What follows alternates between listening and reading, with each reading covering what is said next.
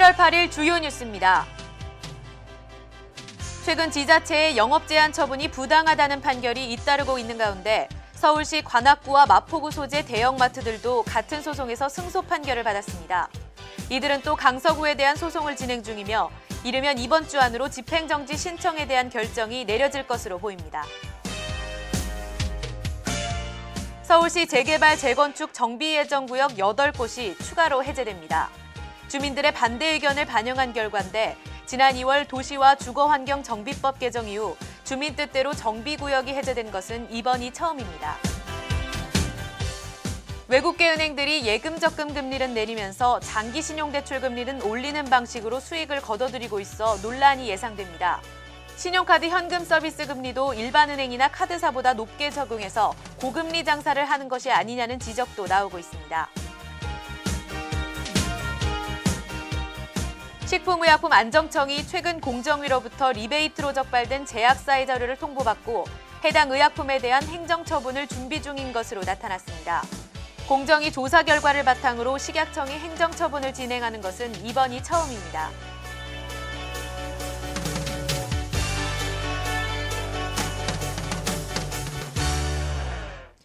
시청자 여러분 안녕하십니까? 11월 8일 목요일 NBN 뉴스 시작합니다. 첫 번째 소식입니다. 대형마트들이 서울시를 상대로 영업시간 제한 처분을 취소해달라며 제기한 소송에서 법원은 또 대형마트의 손을 들어줬습니다. 서울행정법원은 8일 오늘 롯데쇼핑, 이마트, 에브리데이 리테일, GS 리테일, 홈플러스 테스코 등이 서울 관악구와 마포구를 상대로 낸 소송에서 원고 승소 판결했다고 전했습니다. 이들 업체는 점포를 관할하는 자치구청을 상대로 지방자치단체의 영업시간 제한 조례가 상위법인 유통산업발전법을 위배했다며 지난 7월 소송을 냈습니다. 강서구에 대해서는 지난 5일 소를 취하하고 별도의 소송을 준비하면서 판결 효력은 우선 잠정적으로 관악구와 마포구에만 미치게 됐습니다.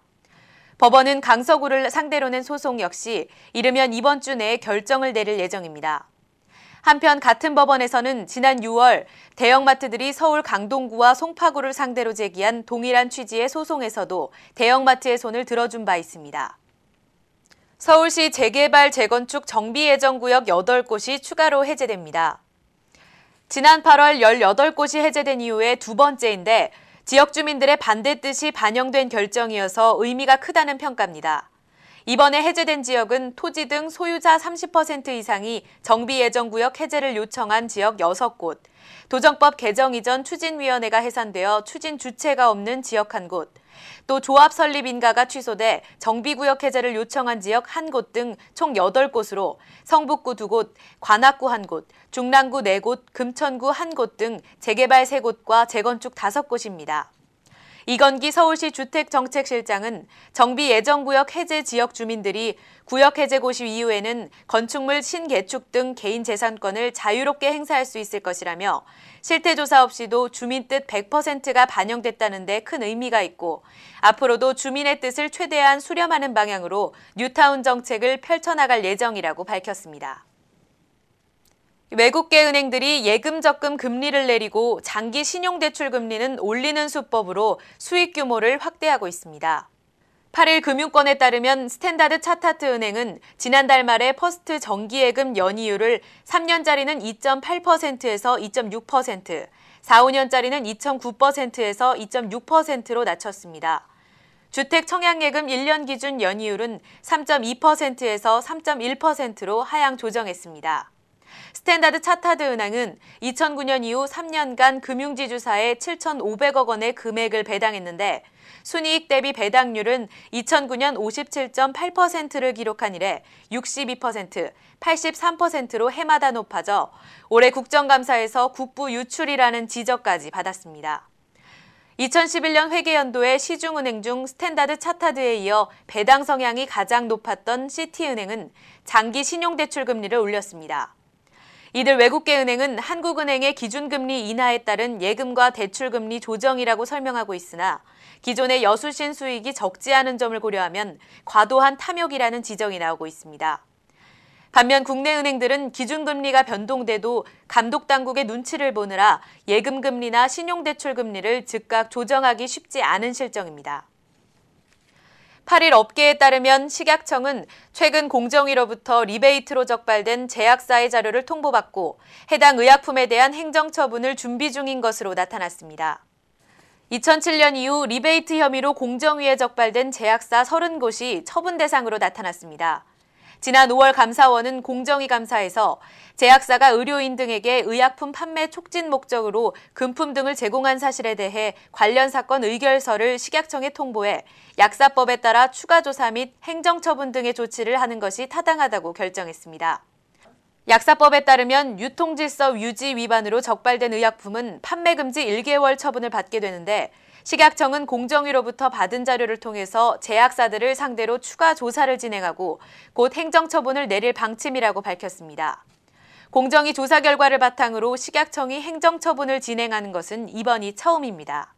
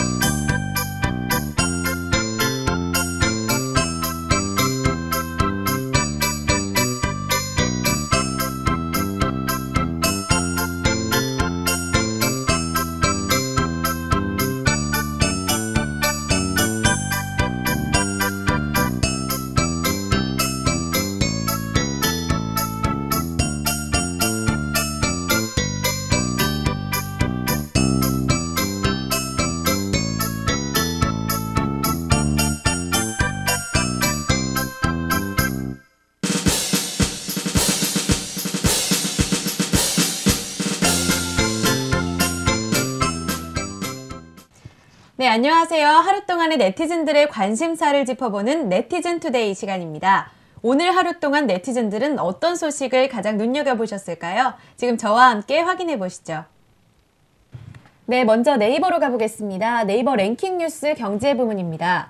네, 1위에는 본궤도 오른 강남 개포 재건축, 강북 뉴타운은 줄줄이 무사한이라는 제목의 기사 올라와 있네요. 네, 3위는 애플 태블릿 둥근 모서리 디자인 특허 획득 있습니다. 네, 계속해서 4위로 가보겠습니다. 초치고 따라하고 대형마트 판촉 경쟁 과열 조짐. 대형마트들의 소비자 판촉 행사 신경정이 과열 양상을 보이고 있습니다.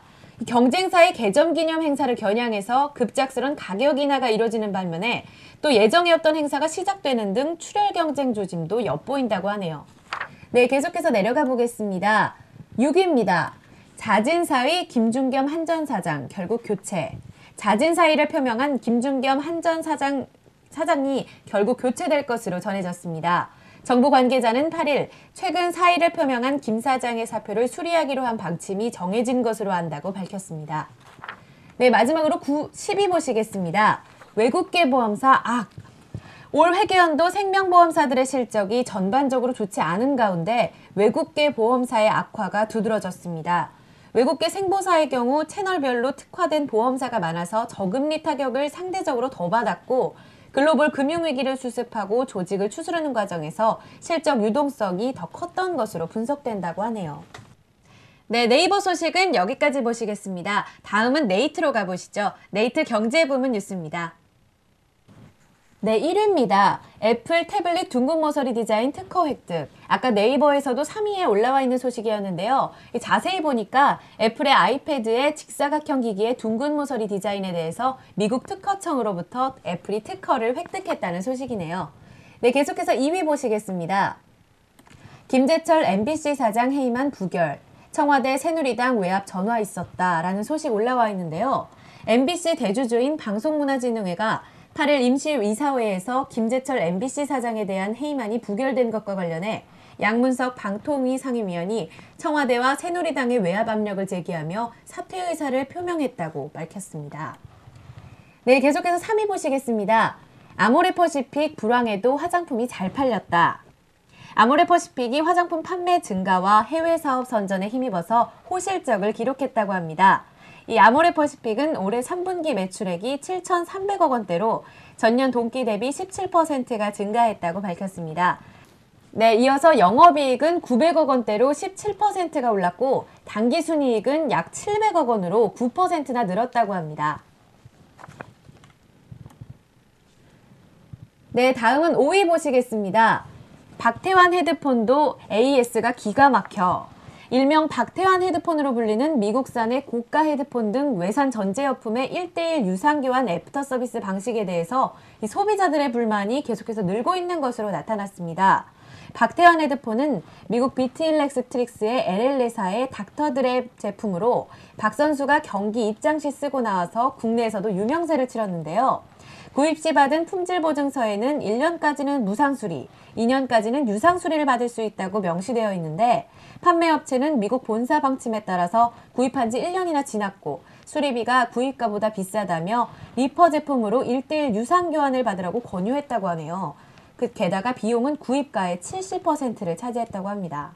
이 같은 방식은 결국 국내 소비자의 AS 비용 부담을 늘리는 방식이어서 소비자들의 불만을 사오고 있습니다. 네, 네티즌 투데이까지 살펴봤습니다. 11월 8일 NBA 뉴스 준비한 소식 여기까지고요. 오늘 수능으로 애쓴 수험생들에게 격려의 말씀 전하겠습니다. 시청해주신 여러분 고맙습니다.